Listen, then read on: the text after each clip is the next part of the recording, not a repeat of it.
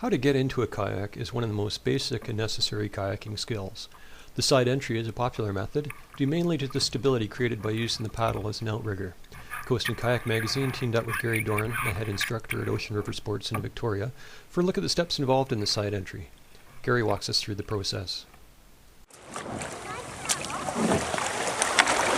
Alright, we've got a little bit of wave and chop here, and this entry works great for these kind of conditions.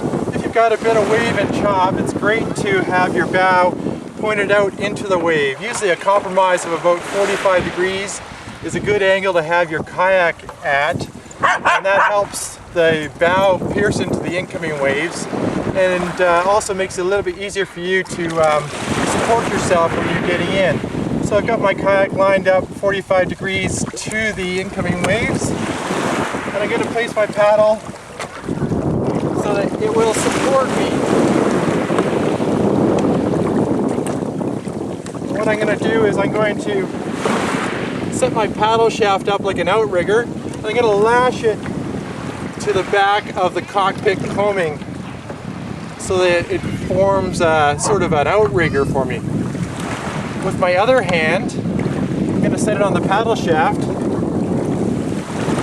Now I've got a nice supportive boat in one direction. That is, the boat won't tip to my right because my paddle shaft is out supporting me with the blade on the bottom. Now once I'm in my boat, I just want to get a little bit off the beach, especially if I'm in waves. Once I'm off the beach, I can put my skirt on and I can paddle away.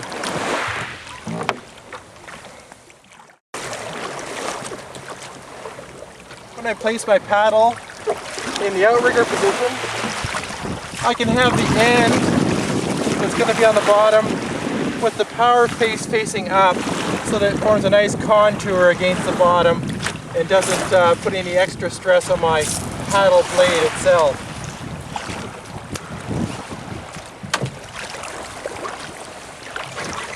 As I'm getting in, I can lean to the side that my paddle shaft is on, and I can put a little bit of weight on that side, but you want to put most of the weight on your kayak itself. You can, if you're sitting on your paddle itself, you could actually break the paddle, although it's pretty rare. The paddle is meant to give you some support, but again, you don't want to put all your weight on the paddle itself. A key part of the side entry is how to grip the paddle against the cockpit coaming without crushing your fingers.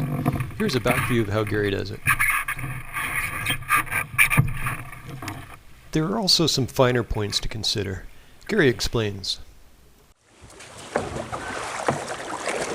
One of the reasons that we have the boat completely immersed in the water is it allows you to paddle away after you get in, but it also makes the boat more stable. If the boat was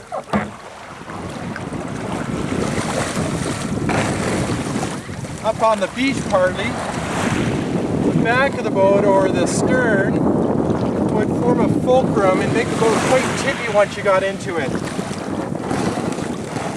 So a lot tippier if the boat's partly on the beach. That way we get our boat floating and it's going to be a lot more stable for us. If the waves are very strong, we can point our bow more into the waves and have them come straight into the waves. But what happens then is your paddle shaft is going to be out in deeper water and it's going to be a little bit trickier to support yourself.